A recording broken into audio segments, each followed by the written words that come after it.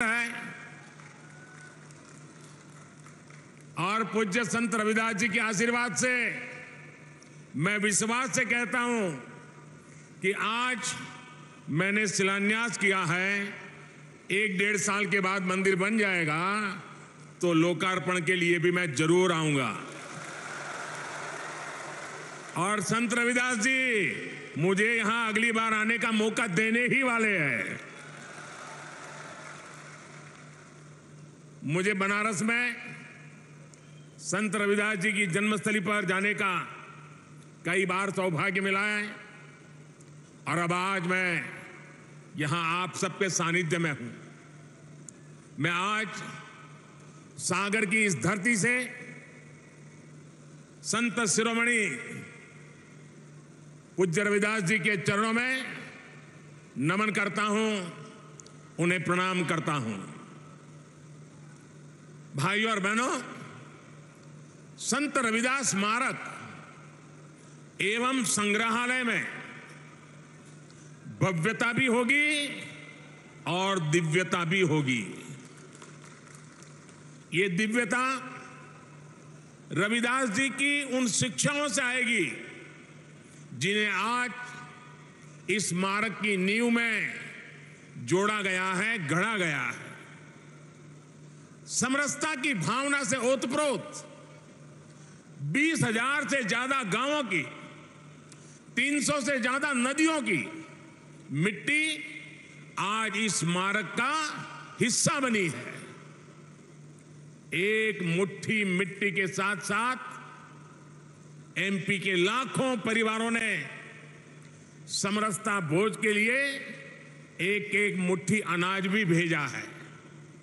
इसके लिए जो 5 समरसता यात्राएं चल रही थी, आज उनका भी सागर की धरती पर समागम हुआ है। और मैं मानता हूं कि ये समरसता यात्राएं यहां खत्म नहीं हुई हैं, बल्कि यहां से सामाजिक समरसता के एक नए युग की शुरुआत हुई है। मैं इस कार्य के लिए मध्य प्रदेश सरकार का अभिनंदन करता हूं, मुख्यमंत्री भाई शिवराज जी का अभिनंदन करता हूं और आप सभी को बधाई देता हूं। साथियों, प्रेरणा और प्रगति जब एक साथ जुड़ते हैं तो एक नए युग की नींव पड़ती है। आज हमारा देश, हमारा एमपी इसी ताकत के साथ आगे बढ़ रहा है। इसी क्रम में आज यहां कोटा बीना सेक्शन पर रेल मार्ग के दोहरीकरण का भी लोकार्पण हुआ है। नेशनल हाईवे पर 2 महत्वपूर्ण मार्गों का शिलान्यास भी किया गया है। विकास के ये काम सागर और आसपास के लोगों को बेहतर सुविधा देंगे। इसके लिए मैं यहां के सभी भाई बहनों को बहुत बहुत शुभकामनाएं देता हूं।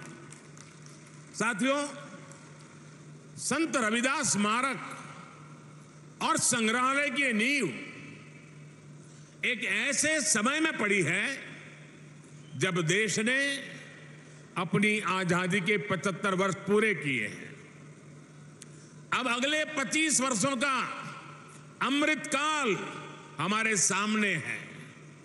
अमृतकाल में हमारी जिम्मेदारी है कि हम अपनी विरासत को भी आगे बढ़ाएं और अतीत से सबक भी लें। एक राष्ट्र के रूप में हमने हजारों वर्षों की यात्रा की है। इतने लंबे कालखंड में समाज में कुछ बुराइयां आना भी स्वाभाविक है। ये भारतीय समाज की ही शक्ति है कि इन बुराइयों को दूर करने वाला समय समय पर कोई महापुरुष, कोई संत, कोई औलिया इसी समाज से निकलता रहा है। रविदास जी ऐसे ही महान संत थे। उन्होंने उस कालखंड में जन्म लिया था जब देश पर मुगलों का शासन था। समाज अस्थिरता, उत्पीड़न और अत्याचार से जूझ रहा था। उस समय भी रविदास जी समाज को जागृत कर रहे थे, समाज को जगा रहे थे। वो उसे उसकी बुराइयों से लड़ना सिखा रहे थे। संत रविदास जी ने कहा था, जात पात के फेर मही उर्जी रही सब लोग, मनुष्यता को खात हुई रैदास जात कर रोग। अर्थात सब लोग जात पात के फेर में उलझे हैं और ये बीमारी मानवता को खा रही है। वो एक तरफ सामाजिक कुरीतियों के खिलाफ बोल रहे थे तो दूसरी तरफ देश की आत्मा को झकझोर रहे थे। जब हमारी आस्थाओं पर हमले हो रहे थे, हमारी पहचान मिटाने के लिए हम पर पाबंदियां लगाई जा रही थी, तब रविदास जी ने कहा था, उस समय मुगलों के कालखंड में, ये हिम्मत देखिए, ये राष्ट्रभक्ति देखिए। रविदास जी ने कहा था, पराधीनता पाप है, जान लेहु रे मीत, रैदास पराधीन सो कौन करे है प्रीत। यानी पराधीनता सबसे बड़ा पाप है। जो पराधीनता को स्वीकार कर लेता है, उसके खिलाफ जो लड़ता नहीं है, उससे कोई प्रेम नहीं करता। एक तरह से उन्होंने समाज को अत्याचार के खिलाफ लड़ने का हौसला दिया था। इसी भावना को लेकर छत्रपति वीर शिवाजी महाराज ने हिंदवी स्वराज की नींव रखी थी। यही भावना आजादी की लड़ाई में लाखों लाख स्वाधीनता सेनानियों के दिलों में थी और इसी भावना को लेकर आज देश गुलामी की मानसिकता से मुक्ति के संकल्प पर आगे बढ़ रहा है। साथियों, रविदास जी ने अपने एक दोहे में कहा है और अभी शिवराज जी ने उसका उल्लेख भी किया, ऐसा चाहूं राज में जहां मिले सबन को अन्न, छोट बड़ों सब संबसे रैदास रहे प्रसन्न। यानी समाज ऐसा होना चाहिए जिसमें कोई भी भूखा न रहे, छोटा बड़ा इससे ऊपर उठकर सब लोग मिलकर साथ रहे। आज आजादी के अमृत काल में हम देश को गरीबी और भूख से मुक्त करने के लिए प्रयास कर रहे हैं। आपने देखा है, कोरोना की इतनी बड़ी महामारी आई, पूरी दुनिया की व्यवस्थाएं चरमरा गई, ठप पड़ गई। भारत के गरीब तबके के लिए, दलित आदिवासी के लिए हर कोई आशंका जता रहा था। कहा जा रहा था कि 100 साल बाद इतनी बड़ी आपदा आई है, समाज का ये तबका कैसे रह पाएगा। लेकिन तब मैंने ये तय किया कि चाहे जो हो जाए, मैं मेरे गरीब भाई बहन को खाली पेट सोने नहीं दूंगा। दोस्तों, मैं भली भांति जानता हूं कि भूखे रहने की तकलीफ क्या होती है। मैं जानता हूं कि गरीब का स्वाभिमान क्या होता है। मैं तो आपके ही परिवार का सदस्य हूं। आपका सुख दुख समझना मुझे किताबें नहीं ढूंढनी पड़ती। इसलिए ही हमने प्रधानमंत्री गरीब कल्याण अन्न योजना शुरू की 80 करोड़ से ज्यादा लोगों को मुफ्त राशन सुनिश्चित किया। और आज देखिए, हमारे इन प्रयासों की तारीफ पूरी दुनिया में हो रही है। साथियों, आज देश गरीब कल्याण की जितनी भी बड़ी योजनाएं चला रहा है, उसका सबसे बड़ा लाभ दलित, पिछड़ा, आदिवासी समाज को ही हो रहा है। आप सब अच्छे से जानते हैं, पहले की सरकारों के समय जो योजनाएं आती थी वो चुनावी मौसम के हिसाब से आती थी, लेकिन हमारी सोच है कि जीवन के हर पड़ाव पर देश दलित, वंचित, पिछड़े, आदिवासी, महिलाएं, इन सब के साथ खड़ा हो। हम उनकी आशाओं, आकांक्षाओं को सहारा दें। आप देखिए, जरा योजनाओं पर नजर करेंगे तो पता चलेगा। बच्चे के जन्म का समय होता है तो मातृ वंदना योजना के जरिए गर्भवती माता को 6,000 रुपये दिए जाते हैं ताकि मां बच्चा स्वस्थ रहे। आप भी जानते हैं कि जन्म के बाद बच्चों को बीमारियों का, संक्रामक रोगों का खतरा होता है। गरीबी के कारण दलित, आदिवासी बस्तियों में इनकी सबसे ज्यादा मार होती है। आज नवजात बच्चों की पूरी सुरक्षा के लिए मिशन इंद्रधनुष चलाया जा रहा है। बच्चों को सभी बीमारियों से बचने के लिए टीका लगे, ये चिंता सरकार करती है। मुझे संतोष है कि बीते वर्षों में 5.5 करोड़ से अधिक माताओं और बच्चों का टीकाकरण किया जा चुका है। साथियों, आज हम देश के 7 करोड़ भाई बहनों को सिकल सेल एनीमिया से मुक्ति के लिए अभियान चला रहे हैं। देश को 2025 तक टीबी मुक्त बनाने के लिए काम हो रहा है। कालाजार और दिमागी बुखार का प्रकोप धीरे धीरे कम हो रहा है। इन बीमारियों से सबसे ज्यादा दलित, वंचित, गरीब परिवार वही इसके शिकार होते थे। इसी तरह अगर इलाज की जरूरत होती है तो आयुष्मान योजना के जरिए अस्पतालों में मुफ्त इलाज की व्यवस्था की गई है। लोग कहते हैं मोदी कार्ड मिल गया है, 5 लाख रुपए तक अगर कोई बीमारी को लेकर के बिल चुकाना है तो ये आपका बेटा कर देता है। साथियों, जीवन चक्र में पढ़ाई का बहुत महत्व है। आज देश में आदिवासी बच्चों की पढ़ाई के लिए अच्छे स्कूलों की व्यवस्था हो रही है। आदिवासी क्षेत्रों में 700 एकलव्य आवासीय स्कूल खोले जा रहे हैं। उन्हें सरकार पढ़ाई के लिए किताबें देती है, स्कॉलरशिप देती है। मिड डे मील की व्यवस्था को बेहतर बनाया जा रहा है ताकि बच्चों का अच्छा पोषण वाला खाना मिले।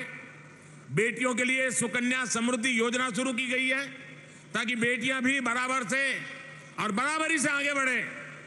स्कूल के बाद हायर एजुकेशन में जाने के लिए SC, ST, OBC युवा युवतियों के लिए अलग से स्कॉलरशिप की व्यवस्था की गई है। हमारे युवा आत्मनिर्भर बने, अपने सपनों को पूरा कर सके, इसके लिए मुद्रा लोन जैसी योजनाएं भी शुरू की गई हैं।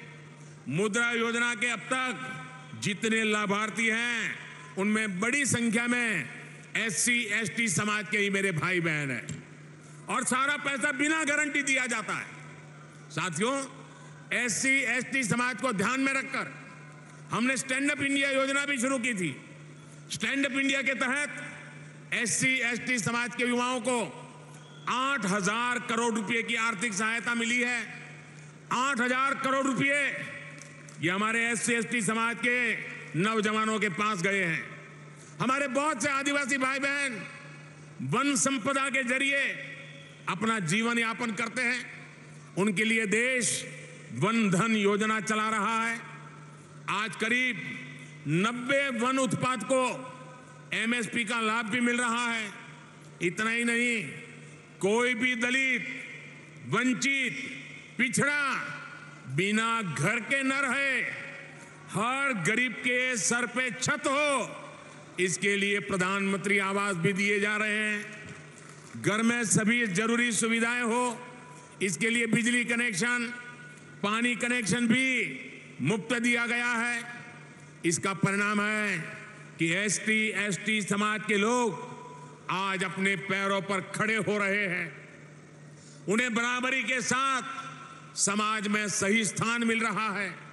साथियों, सागर एक ऐसा जिला है जिसके नाम में तो सागर है ही, इसकी एक पहचान 400 एकड़ की लाखा बंजारा झील से भी होती है।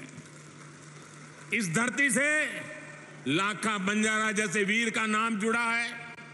लाखा बंजारा ने इतने वर्ष पहले पानी की अहमियत को समझा था, लेकिन जिन लोगों ने दशकों तक देश में सरकारें चलाई, उन्होंने गरीबों को पीने का पानी पहुंचाने की जरूरत भी नहीं समझी।